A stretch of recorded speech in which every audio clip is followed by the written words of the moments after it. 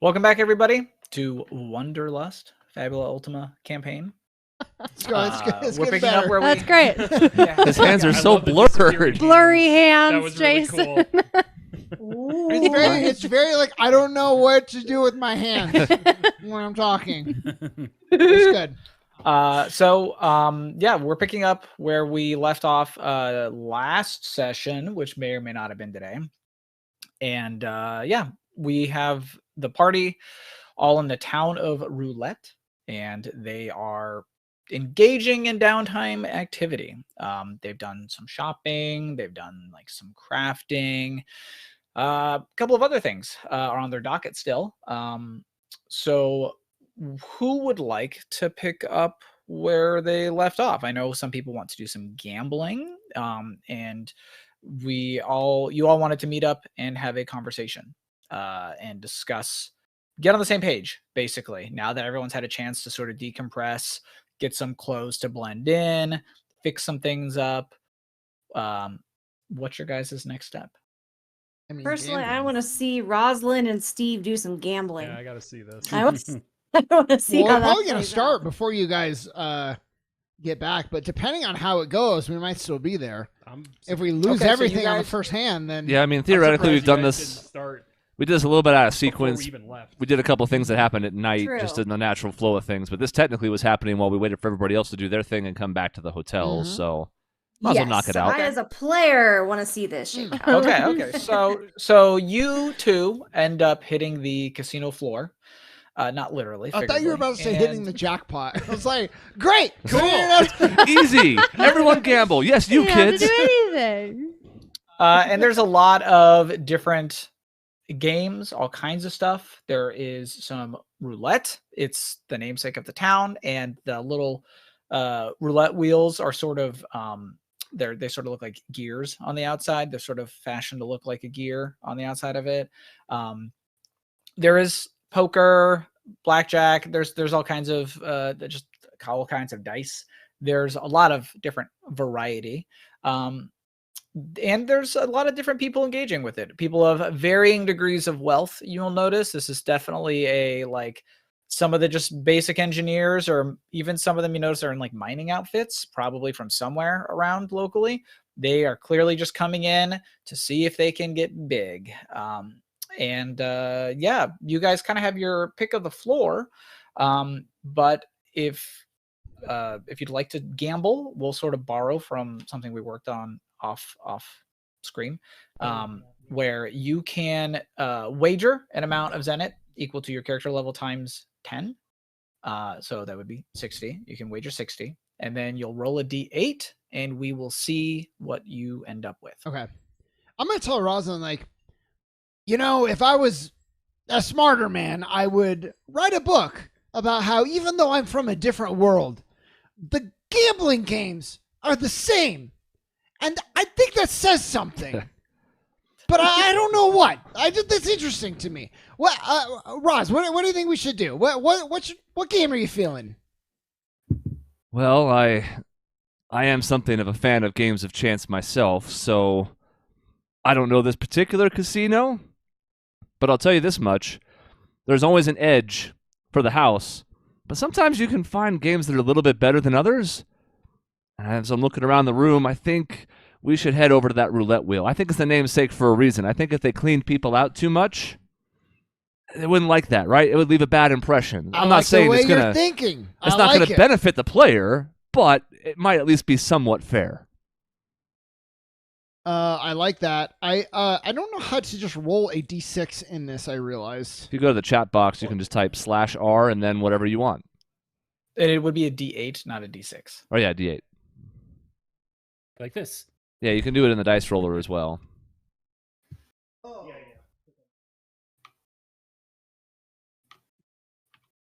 Yeah. Well, you want to roll a d8. I rolled a d6. That's you. Yeah, that's you testing it, and now There it is. roll the d8. Oh wow. Well, Whoa! How much were well, you wagering? I'm going Sean? the max, and I would have said that beforehand, which looks like cheating now, but My goal was to start with 5 and then a 10 and a 10.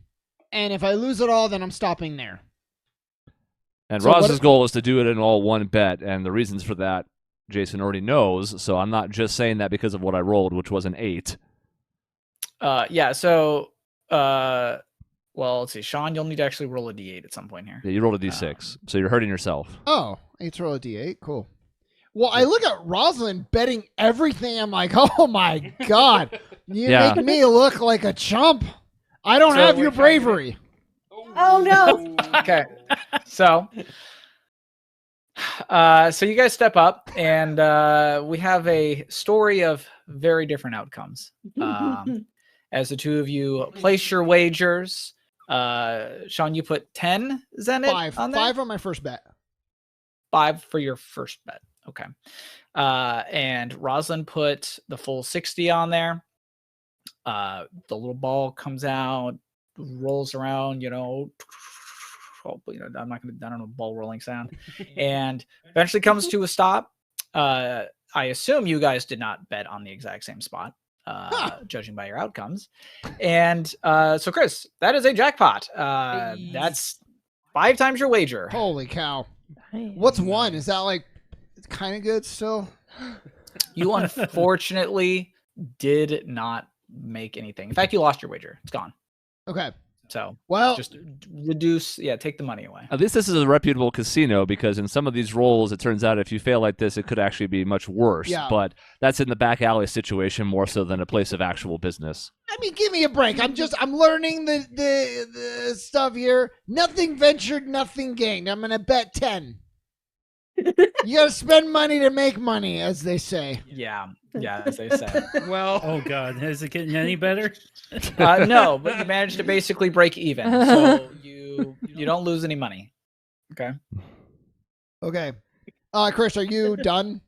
Oh yeah, she's very calculated when it comes to this Okay. stuff. She was going to make one wager and one wager only.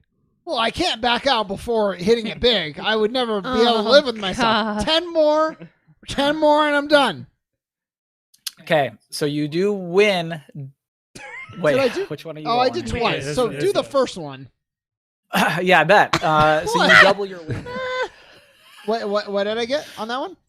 You double your wager. So you bet 10, so you win 20. Okay.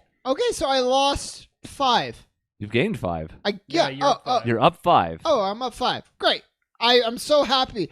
I'll be very excited to report to God.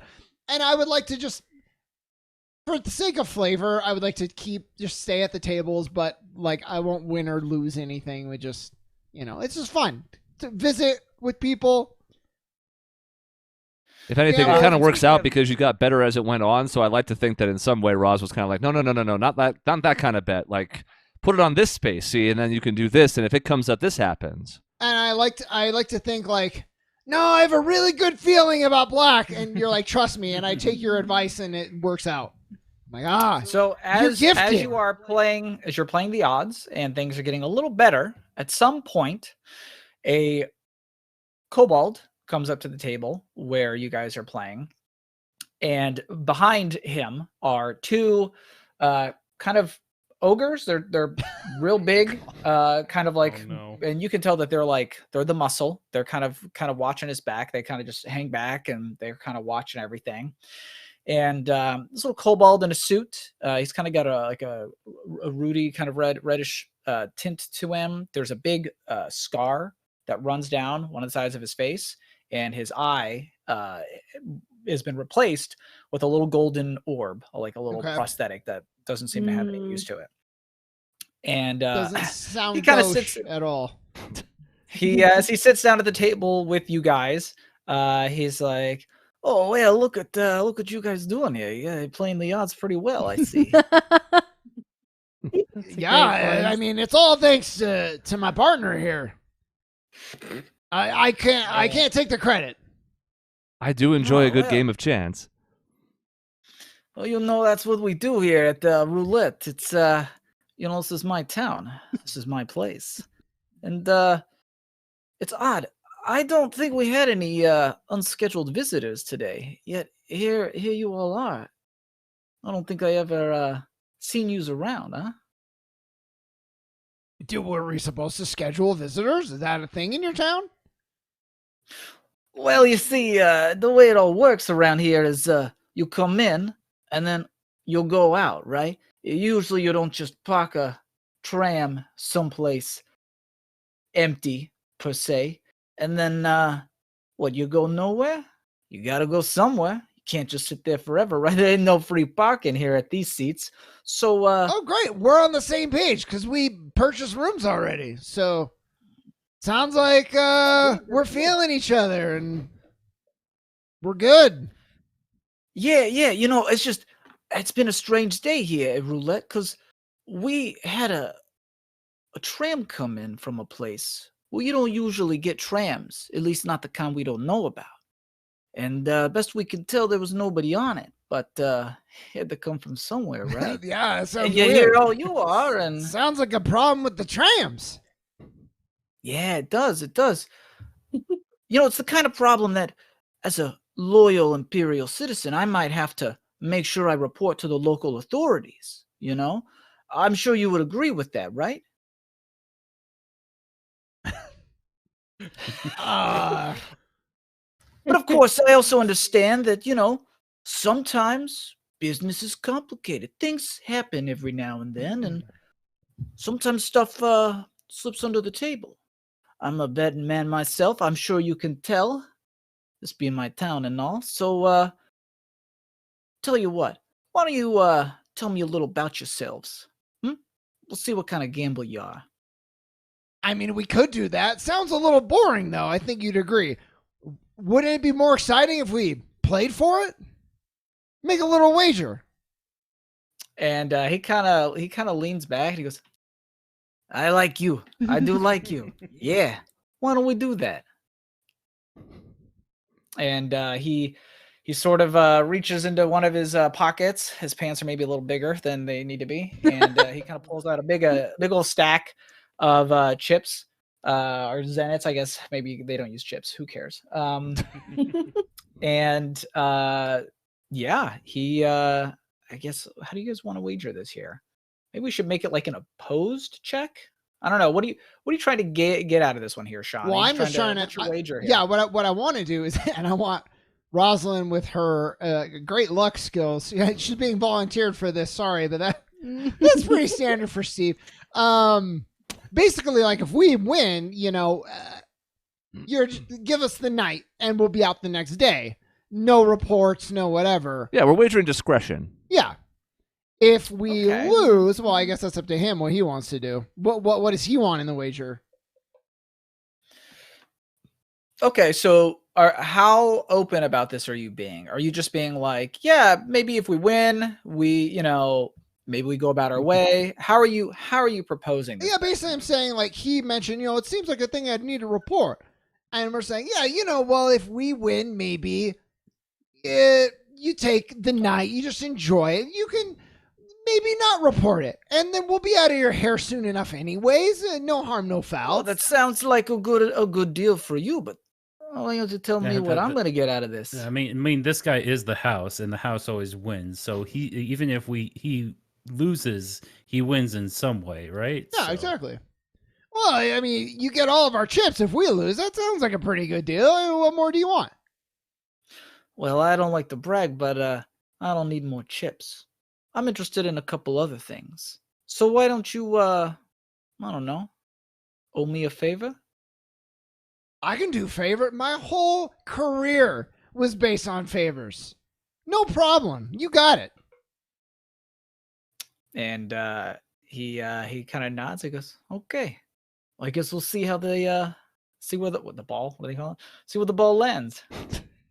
I whisper to Rosalind, like, you got this, right? I guess we'll see how the cookie crumbles. You're not going to ask him what kind of favor? No. No, that's not how this works, honey. You're not there. Honey, Oh, Jesus. let someone. Oh, you're really old too. I was gonna say, let a seasoned adventurer tell you. You're like probably older than I am. Yeah. So I take it back. Okay, so what we'll do is we'll do sort of a. This is partially a bluff. It's partially chance. So I'll have you two each contribute your willpower to a double willpower check, and it'll be an opposed check to his essentially willpower twice. That's what we'll do. Okay.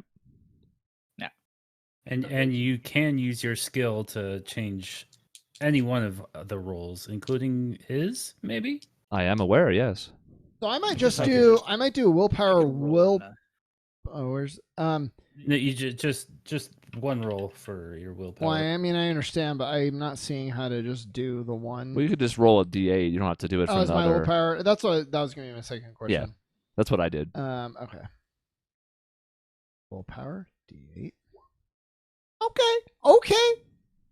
6. And Jason, Okay. I will be invoking Lucky 7 on my roll, which was a 2, to turn it Mhm. into a 7. Okay, so that gives So you guys it's a a 13 13 total. Okay, we're gonna Can roll. you in turn make one of his rolls a 2? Is that how that works? No, that puts the No. 2 into my bank now. It doesn't affect other players or other people's rolls. Oh, okay. And Jason, We'll spending a roll for Fabula him. point never adds a total. It's just re-roll, right? Well, Okay. Ah. Wow. Ah. How does that For work? those that can't Like see. under normal circumstances in a post check if it's You rolled tied? a 13. That is a great question. I actually don't know how you handle an opposed tie. Do you just go again? That's, Is that basically like, okay, you've tied? It's a battle of wills. I am sure there's a rule here. Hold you on. can technically add to a result now that we do have bonds to invoke, but I think you would have had to Yes. have done that before we knew the result of the opposing check. I'm not sure of the timing, though. Well, Jason, if you care, I would. No. I would. One of you has to emerge victorious, so we would roll again. I. Effectively. This is up to you, Jason. I was asking because I wanted to evoke a bond. Okay. You rolled and it was tied, but I wanted to do the bond anyway. So I'll leave it up to you. Do you need us to re-roll, or are you okay with me at? No. evoking? You should. You can do it. You can roll it. You can roll your thing. So I want to do a bond of like I was thinking about cheating in the game. And I thought of Genolf, and the guy is just so sincere and so legit and upstanding. And I was like, no, you know what? If we're gonna do this, we're gonna do it the right way. And I did it the right way. So that's so that's how I'm adding. Is it 2? +1. It's Plus the level 1. of the bond. Oh, great. That's all we fucking yeah, need. it's the Great. level of the bond. Yeah. All right. So I guess that makes it a 14. And I'm spending a point. does. How do I mark that for like the group total? Is somebody doing? Do I just tell you, Doug? Like Group total? I can make a mark Yeah. to indicate how many Fabula Just for how points you many guys have Fabula spent. points have been spent this session, that's Yeah. all. Oh, yeah. Okay, that's enough. So, you trying to not cheat, trying to be honest, so that you don't disappoint Gunolf. You let fate decide, and fate happens to fall within your favor. and mostly I Uh, trust Russell. Who did cheat, but in a fate-altering way, not a cheating way. And he sees the results, and there's a little bit of disappointment on his face, but he takes it in good stride. Well, looks like whatever that voice was. Tarnation. His mob boss Draw. voice dies after he loses. He's all over the place. Well, looks like Lady Luck's in your favor. What can I say? Tell you what, deal's a deal. I'll, if somebody asks questions, I can't say what I don't know. Look, I Appreciate hope it. you guys. you run a good establishment here. When the time is right, I'd love to come back and visit, and maybe then we can tell you all about what happened. But it's no danger to you or the town, that much I can tell you. And he nods and he goes, well, you're always welcome here at Roulette, This is my pride. I put a lot of money into it, and well, I'm always looking for new business opportunities. So if you guys ever need some work, well, I'm where the money is. You guys Bond have a of good night. mistrust. That's with good to that, know. he- Appreciate it. And he gives you guys a nod and kind of nods to his guys, and they're like, "Yeah."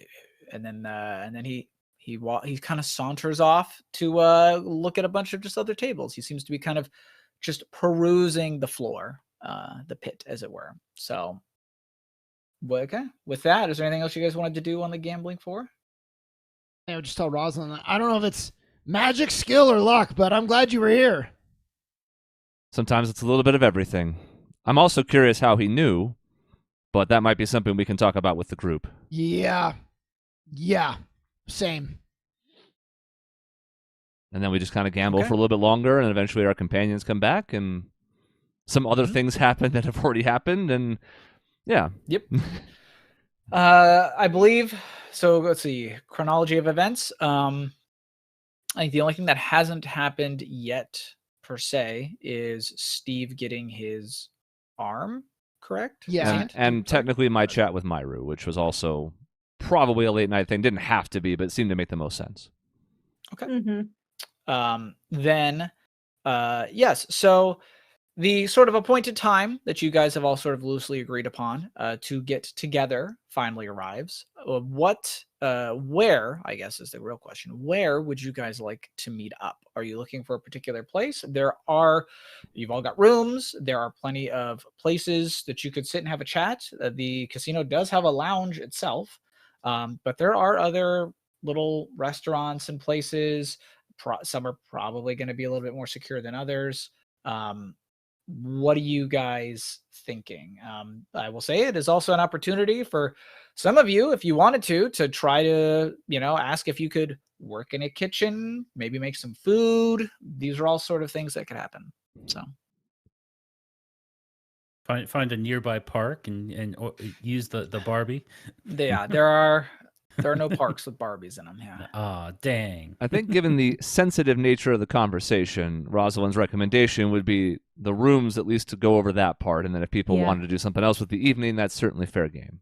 I agree. Yeah. So we are packed tightly into one of the rooms. Probably packed tightly, yes. Yeah. Especially Albus. Yeah, poor kid. Who's like sitting on the floor. Yeah. Okay, so you guys all kind of squish into one of the rooms that you guys have, and with everybody there squashed in kind of tight, you have a moment to finally sort of discuss amongst yourselves who you are, what you're there for. Whoever wants to take the lead first can kind of start the conversation. I'm just gonna be sitting here measuring Steve's hand and whatever's like, hey, so for those that Myru and Kestrel, you guys don't know me, but my name's Gunolf. Tinkerer and merchant by trade, and I am an apothecary that I'm trying to. Sorry, I'm trying to solve a whole bunch of or resolve like as many cure as many diseases as I can in the world. Yeah, that's Is kind that of coffin character or? yes, Mhm. yes, that was a Okay. character. All right. Can I investigate that? Sure, actually. Gunolf, are you trying to disguise anything about your sickness currently? For those that know, I think it'd be Steve and Albus because they were there with my grandfather. Right, but Marie, as far as Kestrel's concerned, are you doing anything in the moment or casually to disguise the fact that you are sick? I would say no, on the Okay. basis that I don't think it's I feel like my character is like, no, this is something I got to deal with, but I will be the one to finally cure this disease. Okay. So Kestrel, just do a double insight. Easy. Sean's turned into I a s- dog. Yeah, Corvo's playing. I see. Check that out. I should have- Corvo's playing. That's it. 8 and a 4 for a total of 12. Okay, that is enough. So Kestrel, you do notice that the cough sounds, let's call it hollow enough, that it's probably not just like I got a little something in my throat sort of thing. There's a bit more of a full body hollowness to it when he coughs, and it's maybe at that moment you notice that he has one hand covered and not the other. It might be just like a engineering thing. Maybe he keeps that hand covered for a particular reason. Mhm. But It also could be something more. You recognize that like he certainly seems more maybe dexterous as he's fiddling with the thing on the floor with one hand than the other. Okay. But other than that, it's hard to discern anything else about it. Okay. Thank you. I'm gonna file that information away for later. So Gunnulf has kind of introduced himself to the newcomers. Doug, will you remind me though? We met with your grandfather, and he sent us on some kind of mission, and I cannot, for the life of me, remember like that conversation. And if you don't, if you want to say out of character because it's a little bit secret, like that's okay. I just want to have it for the notes, if that's okay. We were sent to find Rosalind. Oh,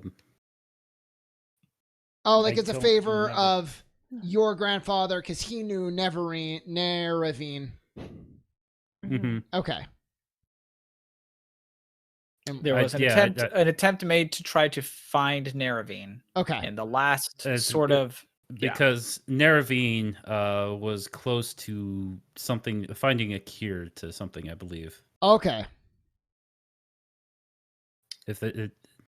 Thank you for bringing me back to that conversation. I'm like, wait, what was that? Yeah, That and so sighting incident. And then just so we know, Doug, does Gunnulf talk? Does he mention that part of it when he's going over his thing of like the goal to cure as many diseases as possible, or do you just leave it there and not mention your grandfather?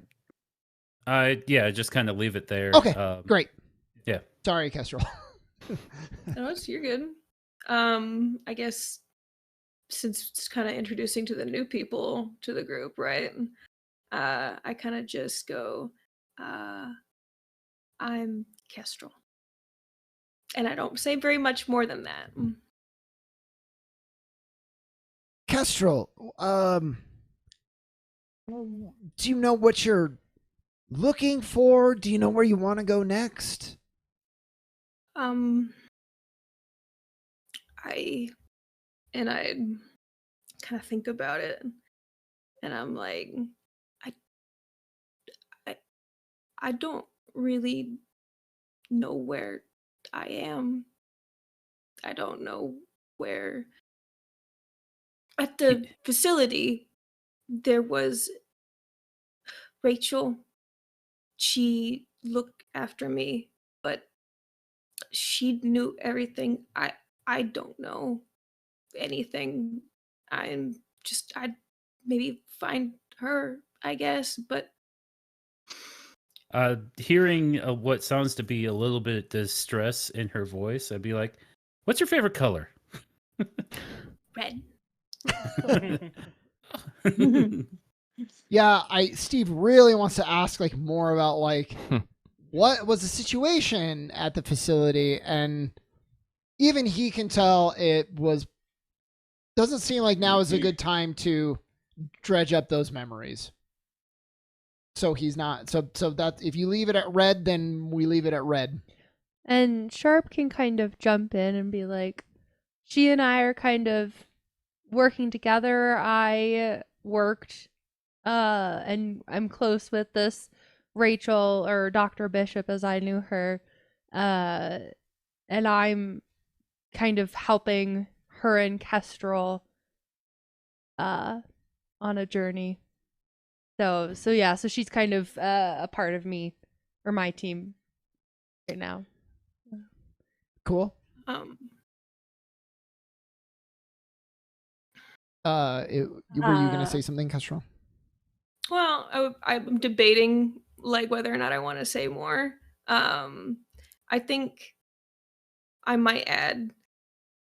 I don't have anywhere to go back to until we find Rachel, so I think I'm just going to stay with Sharp. Yeah, you'll stay with us. Mm-hmm. Okay. And then Sharp, you have more to your thing too. Are you choosing not to share that, which is okay? All the stuff about your husband and like what sent you, like your call to adventure.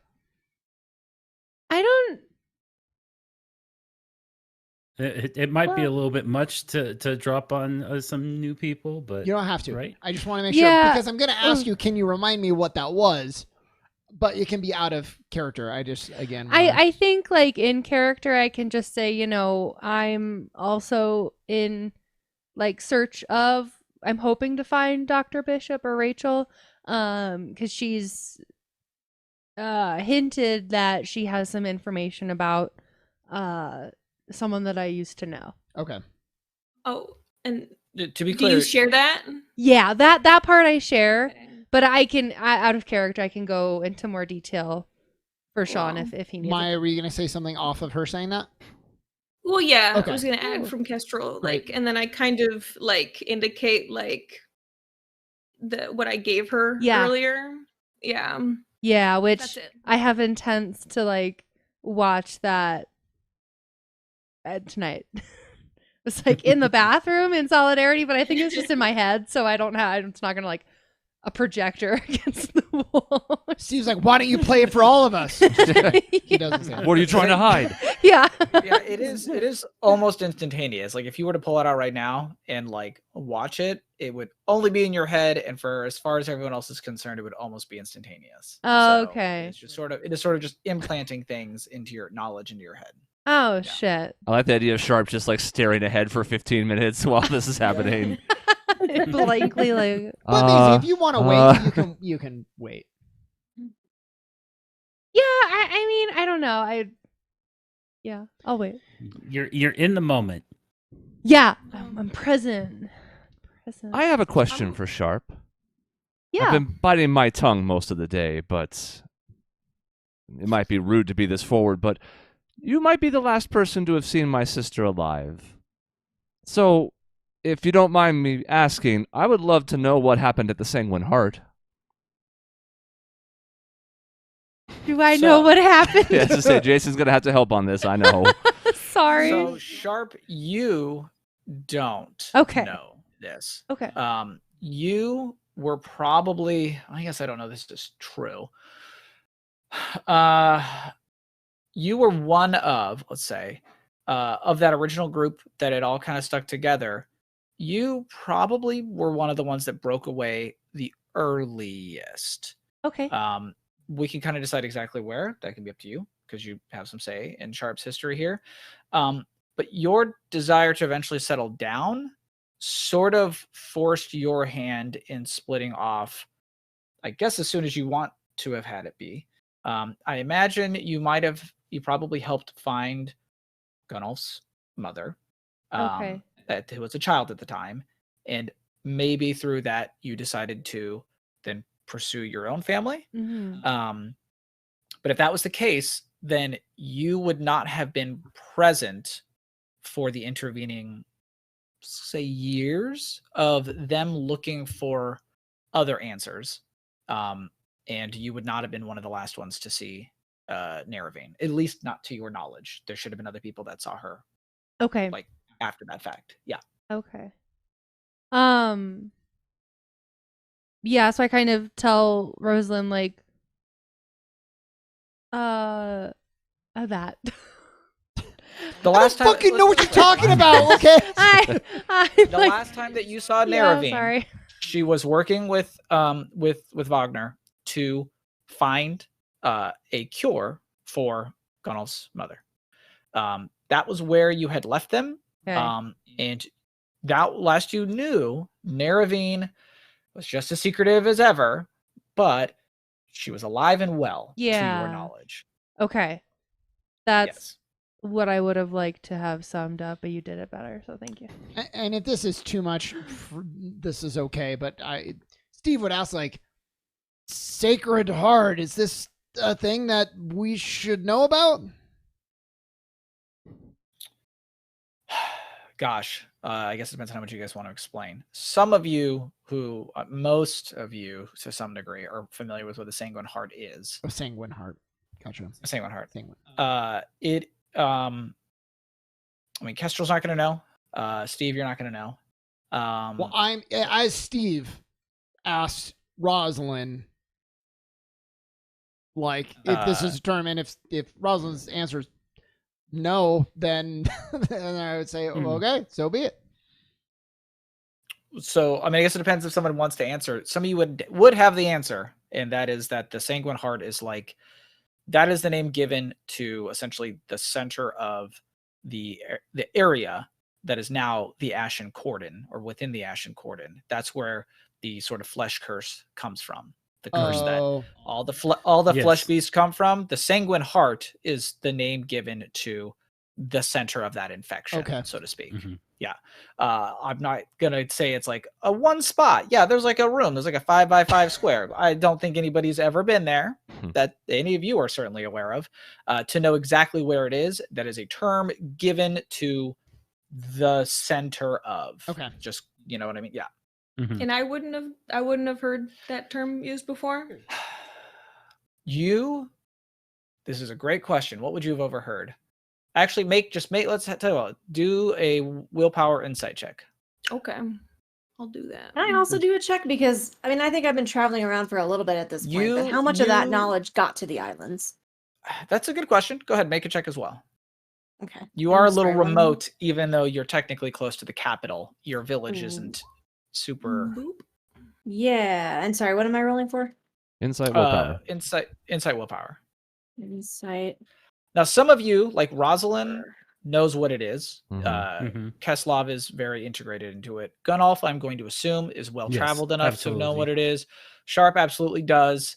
And Albus, I would even say, given your home culture's more warrior-like traditions, you are probably familiar with what it is overall. You may not have been involved in prepping for a military life, but one of the like greatest existential military threats to the world is something that your people would be aware of.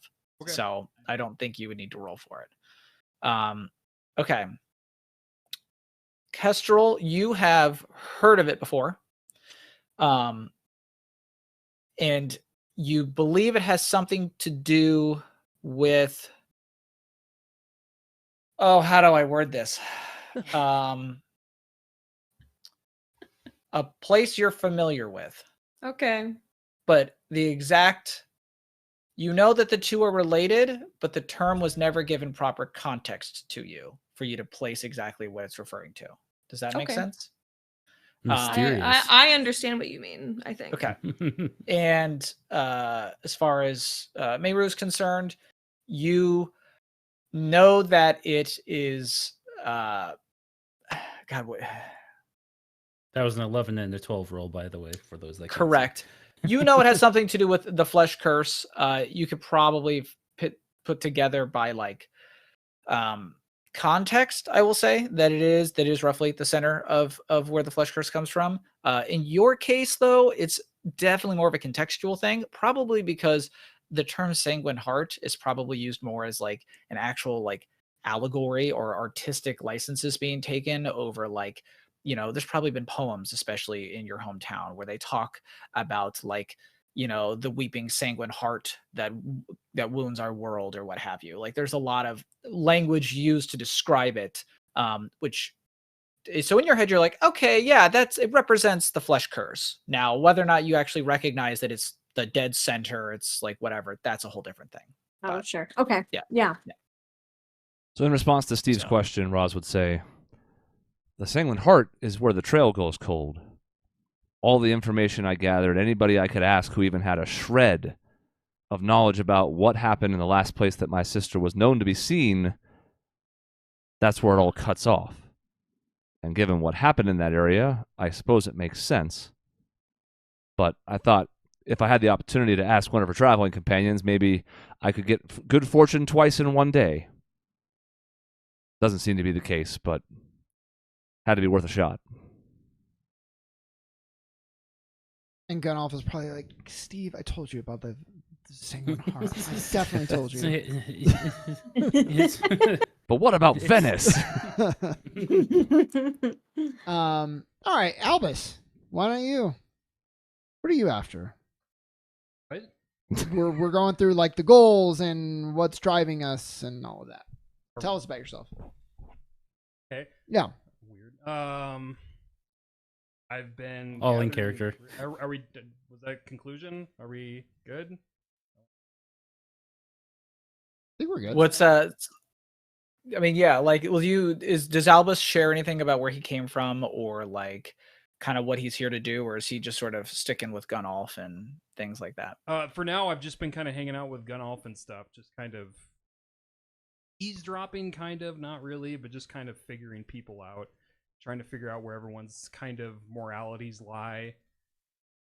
And I haven't really shared too much about it. No one's really asked anything about it so far, so I haven't really felt like the need to really myself. I'm just kind of like letting things be answered as they're answered. A little disheartened by the gambling because part of my tribe does not do that. We're always kind of told not to gamble. Nice. So there's a little bit of kind of uncomfortability with the fact that people are out doing that kind of stuff. Conservative. Okay. Yeah, pretty much. Okay. Well, I mean, everyone's kind of shared where they came from. I suppose the next question, and whoever wants to tackle it, is, I guess, other than Meru. Actually. Yeah. All right. Okay. I was gonna say she hasn't spoken yet, but I have a question for her. If Yeah.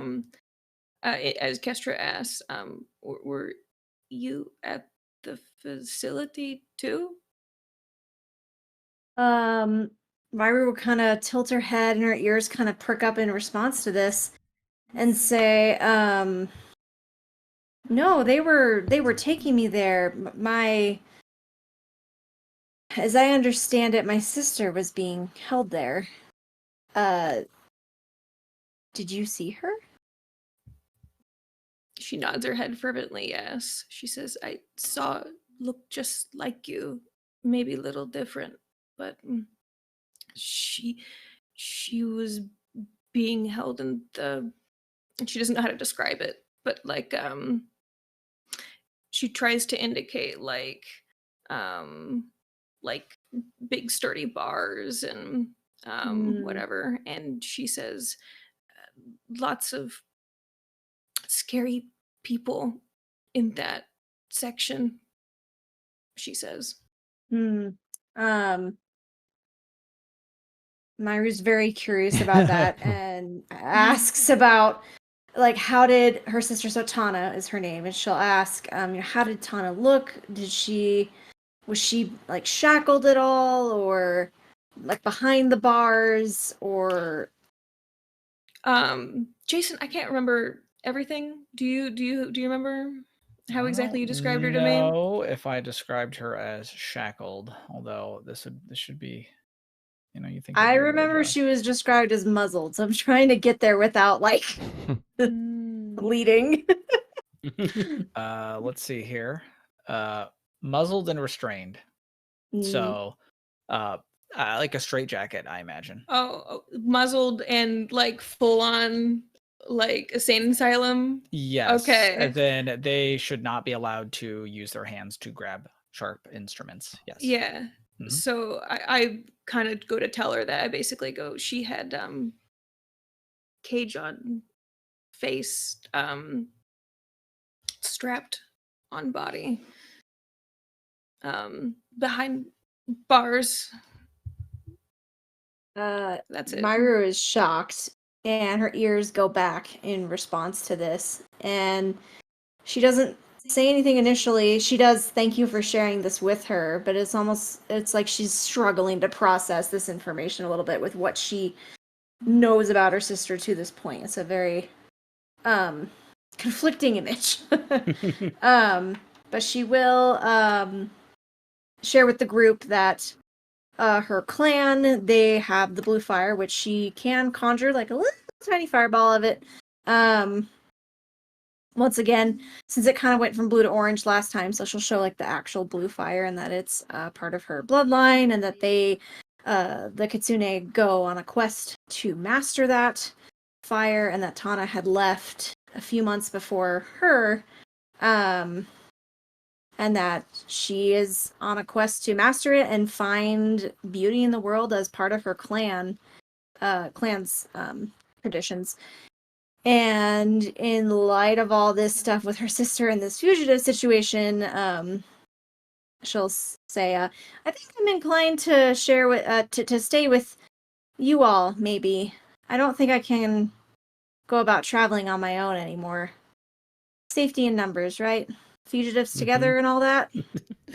That's one way of putting it, but I am concerned. It feels like if you have such a strong connection to your sister, I feel like there should be something that we can do to possibly spring her out, kind of like we were. But that's also a very dangerous proposition.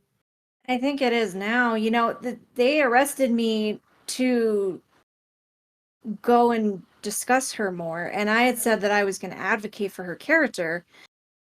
But now that we're on the run, I don't know if I can do that.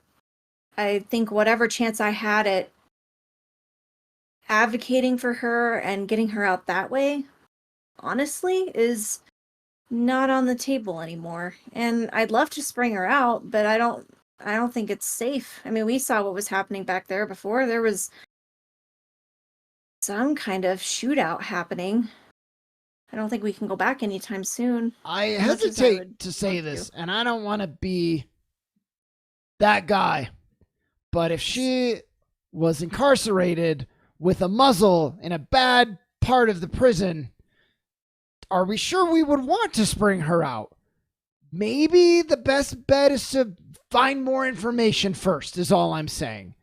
Not that you shouldn't trust your sister, not that I don't trust you, but maybe we can learn a little bit more and kind of put the puzzle together a bit before we make any big decisions like that. I think you could also make the opposite argument. Sorry, I have like a super bad throat thing. So Is it Rosalind's choked up? I know I'm really emotional about sisters. This really hits close to home for me. From everything I've heard about the Inquisitors, they're supposed to be on the up and up. But when you look at it from a certain perspective, if her sister was also incarcerated incorrectly, Inquisitor Yin was bringing us there in shackles into what seems like a death trap.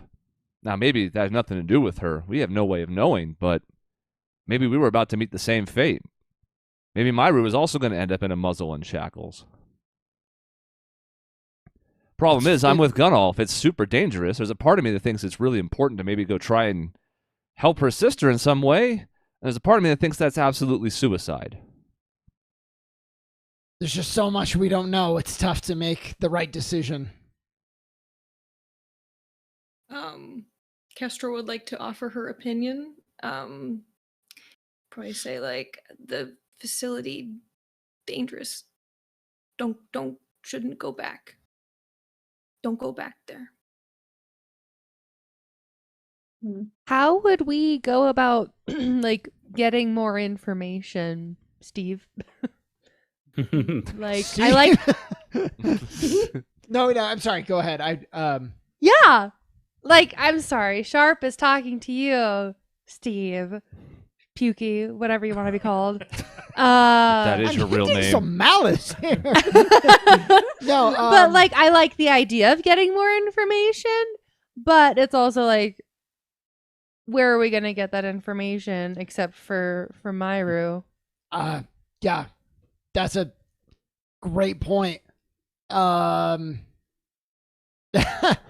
don't know if I have a good answer for you. It's a great question.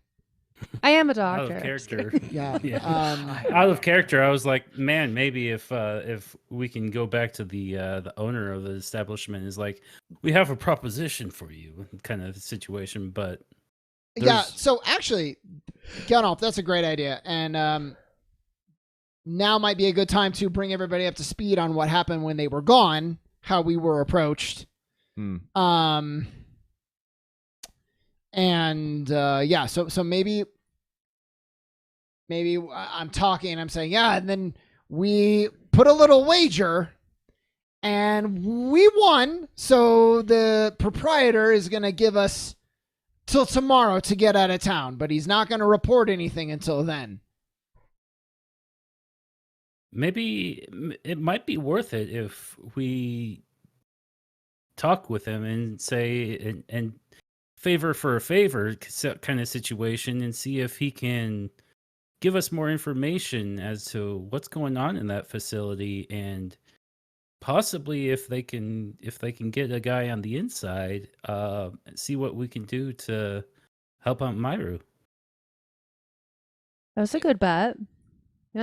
Dangerous way, relying on a criminal for help, but I don't see that we have a better option. We can't return to the village that, what was the one that was burned? The Tanuki village?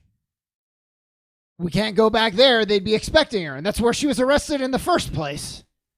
I don't know that we have a lot of better options. Well, there is one other one, and I hesitate to suggest it. I'm not really sure we should even consider it, but it is on the table. We turn ourselves in. Because one of the sources of information could be the Inquisitors. They also could be behind a lot of this, so it's hard to say right now, but when you're looking for information, there aren't too many better sources to turn to than the Inquisitors. Well, at that point, we have two innocent people with us, Miss Sharp and Kestrel. Kestrel would just go back to her cage, and that's not good. And Miss Sharp, I don't know why she was there, but it seems like she was just kind of caught in the crossfire.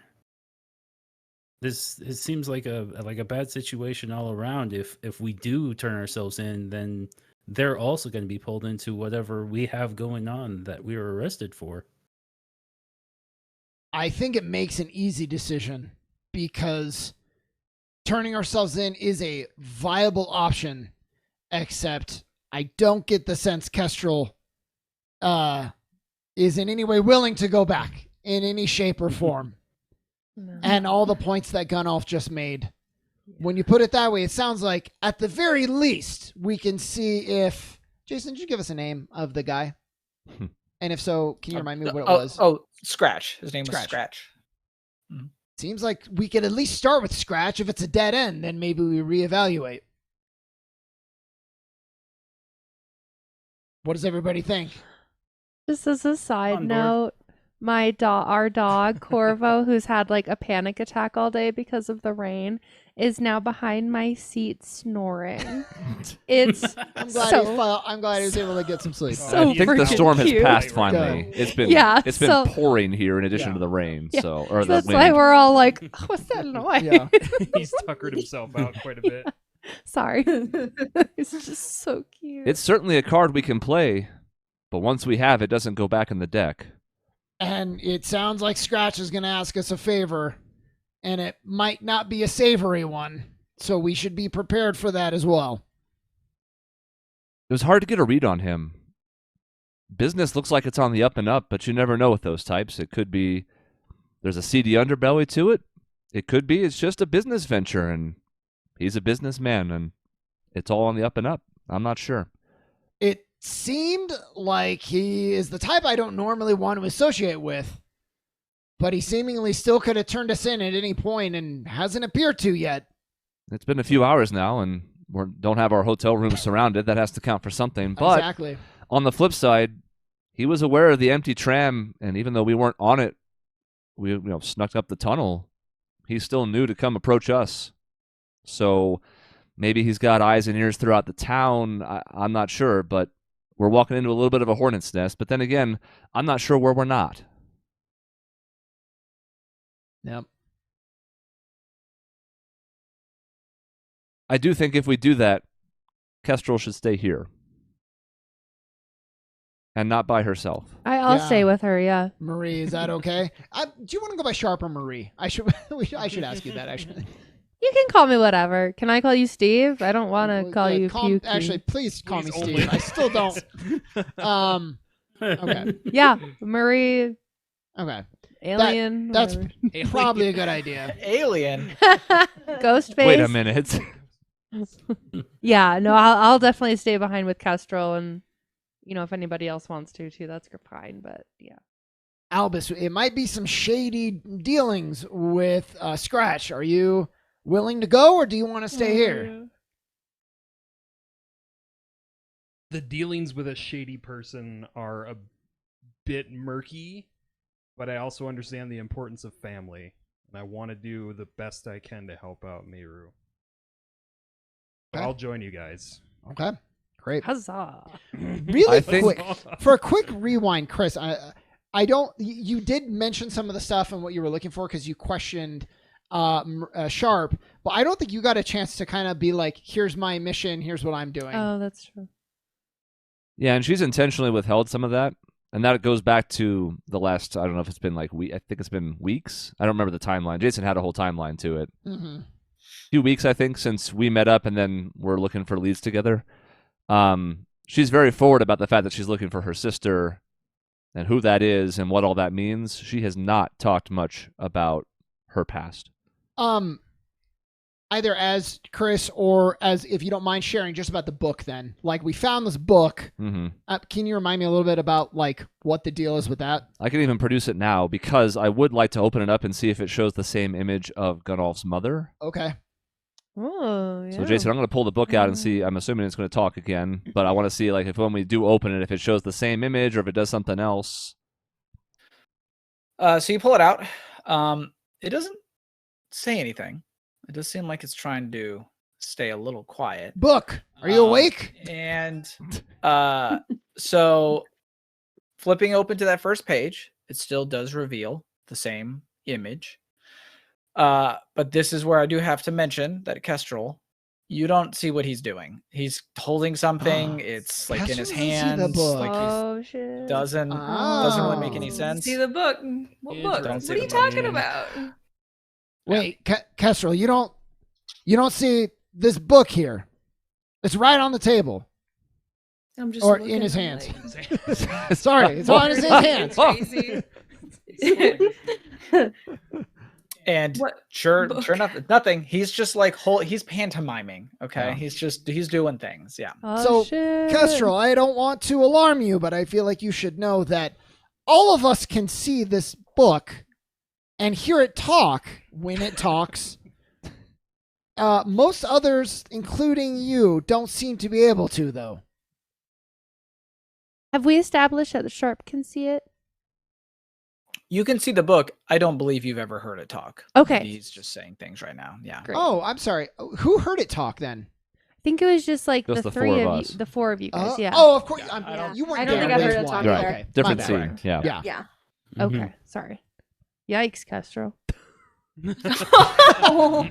No, sorry. That was out of. Yikes, I'm like rethinking this entire No, boss. gonna that be a was yikes out for of me. character. Yeah. The reason I bring this out is, Gunnulf, it's possible at some point, maybe when we're not in immediate danger, but I would like to find out more about what this means. And I say that because even if we're going to go talk to the proprietor, I think we need to have a backup plan. First of all, I think we should do it first thing in the morning after we've had a chance to rest. Mm-hmm. But I also think we should be prepared to leave town immediately if this goes south. So we should probably have some other destination in mind, some place the tram can take us in case we need to get out of here quickly. And then Chris, the book when it talked told you like, oh, I'll give you hints if you go to certain locations, and that's kind of all it said, right? Is like, oh, he's being very cagey about helping us. Yeah, it and was a giving us real cryptic- smart ass, wasn't it? Yeah, sure was. Had a lot of character, that one did. But that was the okay. gist of it, yes. Okay. Well, I I can think of 3 places that might be important to my mom. The Palace Plains, where she kind of grew up, and then Crystal Falls, where she was kind of like medically experimented on, and she met my dad there. The final place I can kind of think of is finally Lighthaven, where I was born and grew up. These are the 3 places that I can think of that might be important to my mother and why she might be appearing on the first page. Jason, in this pop-up book, is this just a picture of his mom, or is there any surround? Like, is it a transparent PNG, or is there anything in the background that could maybe connect So, this? Okay, there's not much background behind it. But one of the details that is not being mentioned is that his mother was wearing a necklace in the image that bears the mark Did we even establish what? I think we did. No, maybe we didn't. As if you don't remember it, maybe you didn't. But she's wearing a necklace that has a symbol on it, effectively. Now, I suppose if you're showing this image, Gunolf, you would recognize it as the symbol of your mother's like tribe, her kin, essentially. That was her kin's like symbol from the north. So that's the only other part of that that's been glossed over as far as the image is concerned. Oh, okay.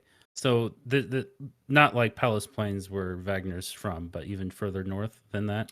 Correct. Up north above the wall that separates the Palace Plains from the like the Northlands, essentially. Yeah.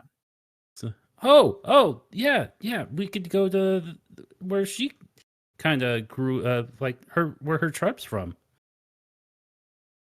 Where's that? It's way far north from here. Even further north than the Palace Plains would be. Are we Pull in out a like map. the south too? Like, are we in the center, or like we in the south? And then if that's north, then that's like really far. So let's see. What's the best way to describe this without being able to produce a map? So if you have the Palace Plains, let's say it's in the middle. It's a very large like area of the continent. There's a lot of like plains, not a whole lot of wood. It's a lot of fields. It is next to a couple forests. One of those forests is on the southern bit of one of the sides. That's the Wonderlust Woods. And then on the there's another forest that kind of sits right next to Lighthaven. And so It's above north of the wall of Minos. Yeah, so Fort Minos sits along is like a fort that kind of acts as a gate to a large wall that is manned by the cowfolk, essentially. There's there's a centurions that man it, and they man it against effectively what are barbarian attacks from raiders. There's a lot of wolf folk from the north, which is where Gunolf's people come from. He's part wolf. They come down from the north a lot of times. They don't really have any. There's different groups up in the north. Some of them have small towns, and some of them like to basically just be roving bands.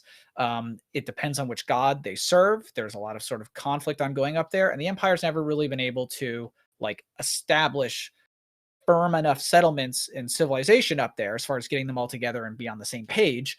They didn't want to just go in and blow them all to hell, and they weren't really causing a problem. So they've just been sort of allowed to live up in the north, but it's a bit of a chaotic place. It's almost like the Wild West up there, but it's the north, the Wild North. You guys are located on what is essentially, well, you're underground, so we're sort of moving off the map a little bit. Yeah.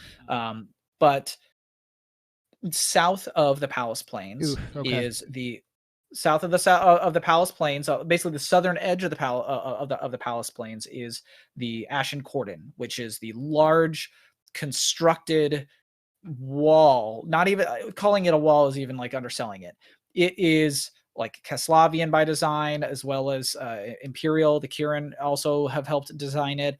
It is the thing that basically they're used to, when the Flesh Curse landed and started to spread, they basically had to set up a perimeter, a quarantine around it. And over time, that quarantine solidified into heavily fortified positions. Best you can tell, it's hard. Some of you wouldn't know. Sharp, you would kind of know because you have some of the memories of Bishop. Freegate, the facility, was located in a part of that Ashen Cordon, the wall that keeps the Flesh Curse in.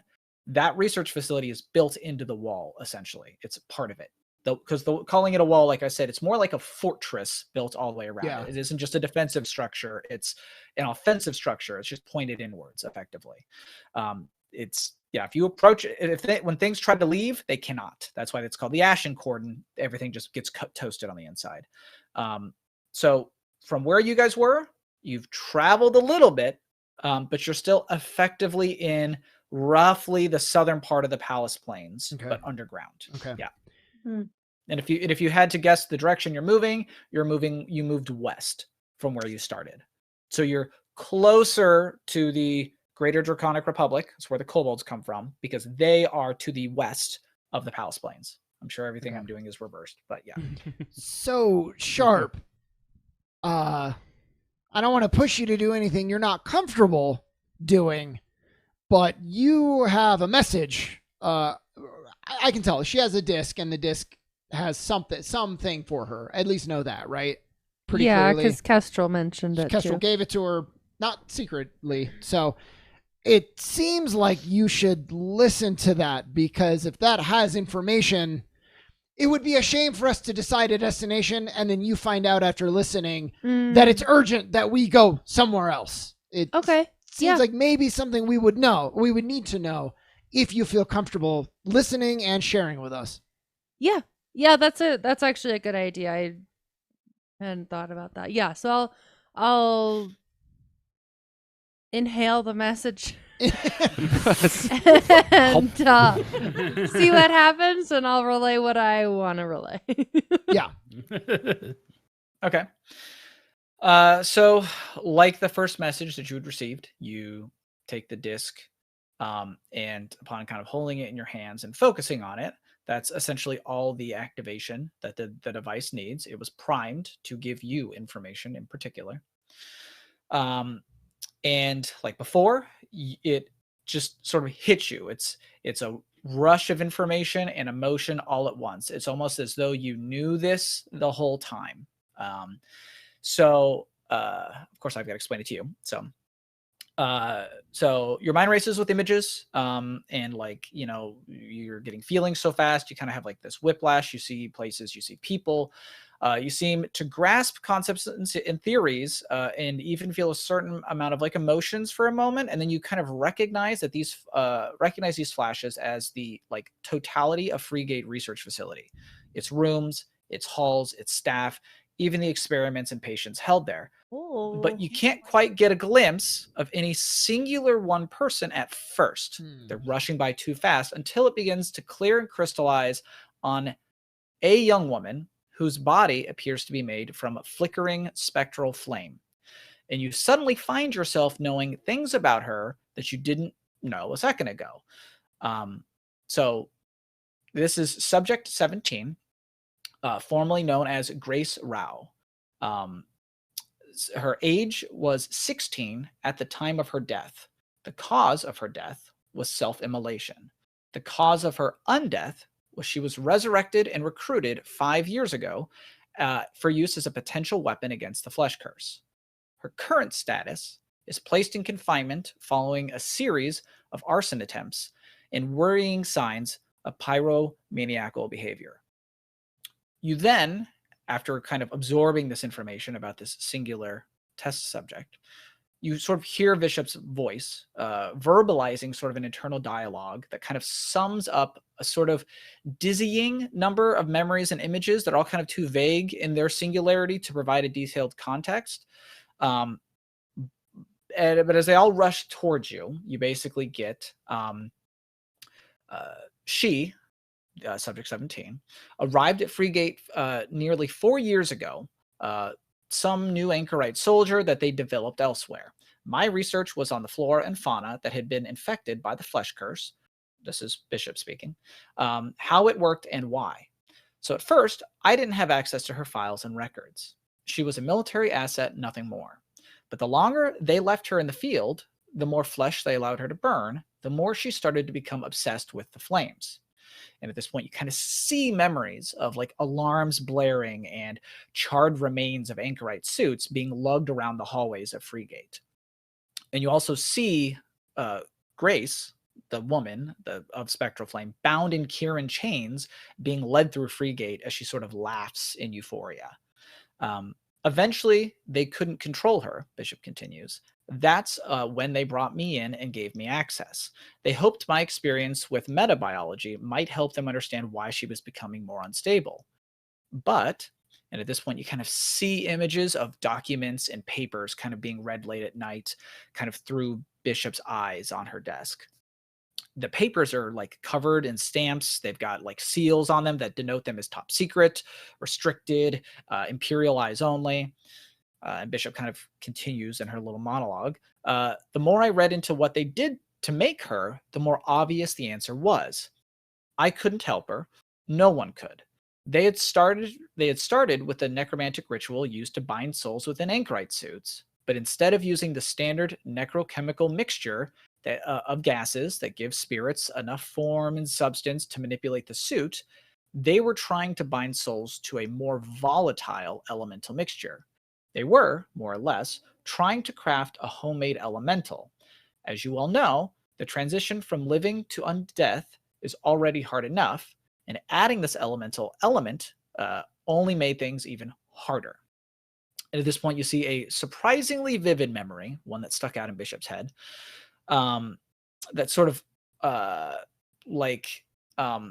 she's like looking through a list, basically, a passage of a listing of numbers of failed attempts to properly bind souls.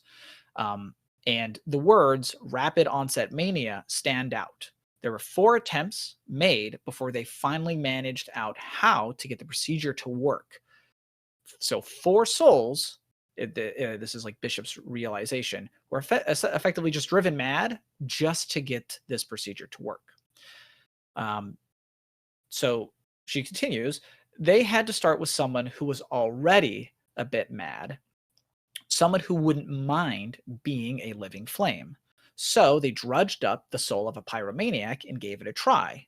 It worked, obviously, and you can kind of catch glimpses of thoughts and feelings and images of interactions with Grace that seem to give Bishop like a great deal of internal conflict. She was just a kid when she died, a stupid teen who loved fire too much for her own good. She can't help it. She wants to be better, at least that's what she's told me. Maybe I'm a fool for believing her, but I do. She just doesn't know how, and I don't blame her. Imagine being an alcoholic and trying to quit, but you're literally swimming in the stuff every day. And you can sort of feel this sort of frustration raging at Bishop because that's the kind of thing that imprints on the disc. It's a frustration that the kind of damage that this research can do, not only just to the living, but to the dead. And that rage kind of continues to grow as her thoughts keep moving on in this disc here. I started looking into who made her and why. They weren't questions I was supposed to ask, but I did anyway. I wanted to know why this young woman was being punished for being exactly what they made her into. That's when I started seeing the pieces, the clues. Uncensored quotes hidden in documents, charts and diagrams with familiar notations and handwriting. And you can see this handwriting and the notations in your mind now. And you yourself feel a sense of recognition, both in Dr. Bishop as well as in yourself. This is your late husband's handwriting. Oof. And the dates that are being used are recent, a mere 5, 6, even 7 years ago. So Bishop continues. I suddenly started to understand why a soul bound in necromantic flame was such a secretive project. It's a continuation of the Pyrolite project, the same magic your husband and those necro artificers accidentally turned into a weapon all those years ago. Now it's being used to make actual weapons, to turn people into weapons. And you can feel Dr. Bishop's disgust and rage as she sort of dwells on the topic. I tried to track down where Subject 17, Grace, I tried to track down where Grace came from, but I couldn't find anything concrete.